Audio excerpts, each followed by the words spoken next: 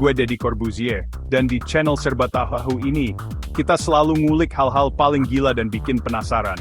Kali ini kita bakal ngebahas sesuatu yang lebih gila dari teori konspirasi, lebih aneh dari alien, yaitu fakta tentang waktu. Pernah kepikiran kalau waktu bisa melambat atau bahkan berhenti? Atau gimana kalau aku bilang di beberapa tempat di alam semesta, waktu bisa berjalan lebih cepat dari yang kita tahu?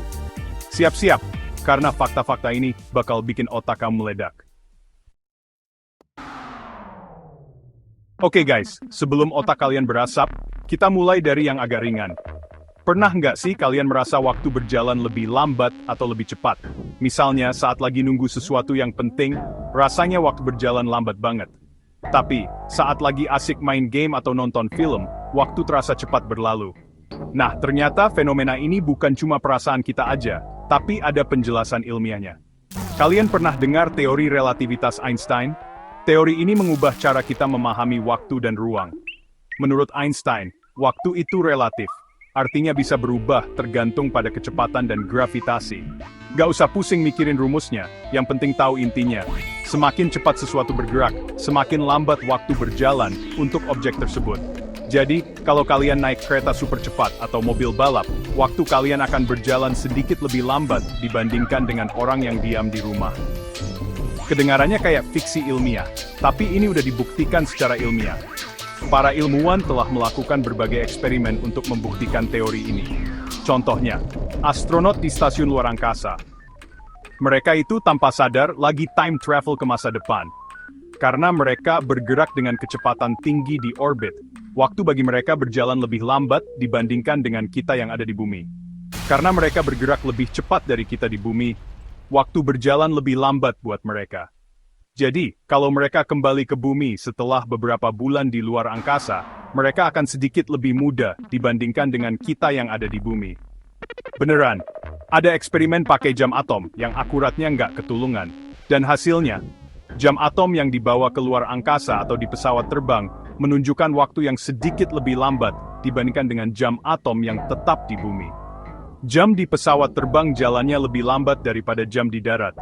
Ini karena pesawat terbang bergerak dengan kecepatan tinggi, sehingga waktu bagi mereka berjalan lebih lambat. Bedanya emang nggak banyak, tapi cukup membuktikan kalau Einstein itu benar. Perbedaan waktu ini sangat kecil, hanya beberapa nanodetik, tapi cukup untuk menunjukkan bahwa waktu itu relatif.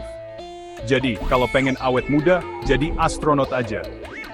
Atau kalau nggak bisa jadi astronot, mungkin bisa coba naik terbang lebih sering. Siapa tahu, bisa sedikit memperlambat waktu dan tetap awet muda. Nah, kalau yang tadi masih ringan, sekarang kita naik level. Kalian tahu lubang hitam kan? Itu loh, objek super padat di luar angkasa yang gravitasinya kuat banget. Bahkan cahaya pun nggak bisa kabur. Nah, di dekat lubang hitam, waktu itu practically berhenti. Serius, gravitasi yang super duper kuat itu bisa bikin waktu melambat secara ekstrem. Bayangin, 1 jam di dekat lubang hitam bisa sama dengan ribuan tahun di bumi. Film Interstellar menggambarkan ini dengan keren banget. Ingat adegan di planet dekat lubang hitam, 1 jam di sana sama dengan 7 tahun di bumi. Jadi kalau kalian pengen hidup sampai ribuan tahun, cari aja lubang hitam terdekat. Tapi ya, risiko ditanggung sendiri. Chapter 3, Waktu tidak selalu bergerak maju. Oke guys, siap-siap, karena yang ini lebih gila lagi. Kita akan membahas sesuatu yang mungkin belum pernah kalian pikirkan sebelumnya. Siap-siap untuk perjalanan yang menantang pikiran. Selama ini kita mikir waktu itu linear, jalannya lurus ke depan. Seperti jalan yang kita lalui setiap hari, dari pagi ke siang, ke sore, dan akhirnya malam. Kita terbiasa dengan konsep ini, karena itulah yang kita alami setiap hari. Tapi, beberapa fisikawan percaya kalau waktu itu bisa bergerak mundur. Bayangkan, kalau kita bisa kembali ke masa lalu dan mengubah sesuatu. Apa yang akan terjadi? Apakah masa depan kita akan berubah juga? Gimana caranya? Nah, disinilah fisika kuantum masuk, yang lebih kompleks dan membingungkan dari labirin. Fisika kuantum adalah cabang ilmu yang mempelajari partikel-partikel terkecil di alam semesta, dan perilaku mereka bisa sangat aneh dan tidak terduga. Salah satu teorinya adalah Big Bounce. Teori ini mengusulkan bahwa alam semesta kita tidak hanya mengalami satu kali Big Bang, tetapi serangkaian Big Bang dan Big Crunch yang berulang-ulang. Teori ini bilang kalau alam semesta kita ini mungkin pernah hancur, lalu tercipta lagi, hancur lagi, dan begitu terus. Kayak siklus gitu. Bayangkan sebuah balon yang terus-menerus mengembang dan mengempis. Nah, kalau Big Bounce beneran terjadi, berarti waktu nggak selalu bergerak maju, dong?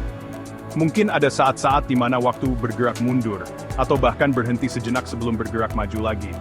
Ada juga konsep retrocausality, di mana efek bisa terjadi sebelum penyebabnya.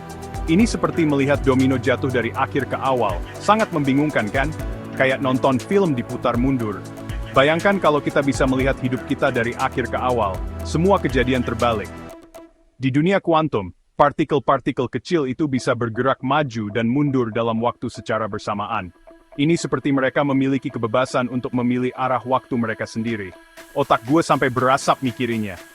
Ini benar-benar mengubah cara kita melihat dunia dan memahami waktu. Siap untuk lebih banyak kejutan? Ayo kita lanjutkan.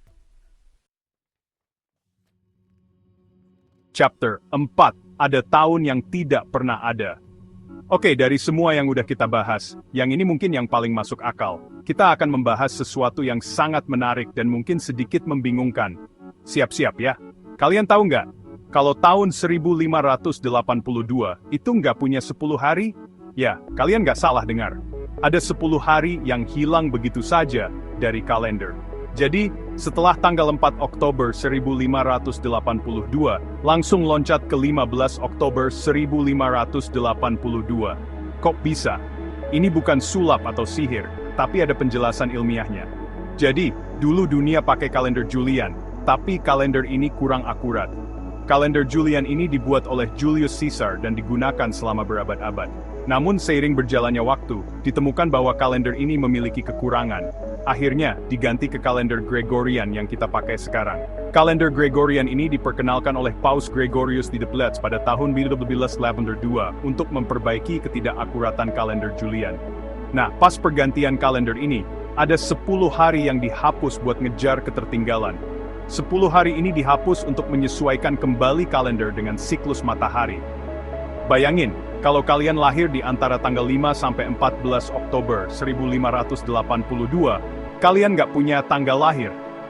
Kacau, kan? Bisa dibayangkan betapa bingungnya orang-orang pada waktu itu. Tapi tenang, ini cuma masalah teknis aja kok. Meskipun 10 hari itu hilang dari kalender, kehidupan sehari-hari tetap berjalan seperti biasa. Waktu tetap berjalan seperti biasa. Atau mungkin nggak?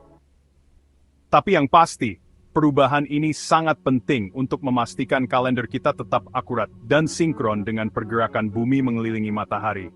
Jadi, meskipun ada tahun yang tidak pernah ada, kita tetap bisa menjalani hidup kita dengan normal. Outro, waktu, misteri terbesar alam semesta. Gimana menurut kalian? Kalau bisa, kalian mau pergi ke masa lalu atau masa depan? Kasih komentar di bawah ya. Dan jangan lupa like, subscribe, dan share biar makin banyak orang tahu fakta-fakta gila kayak gini.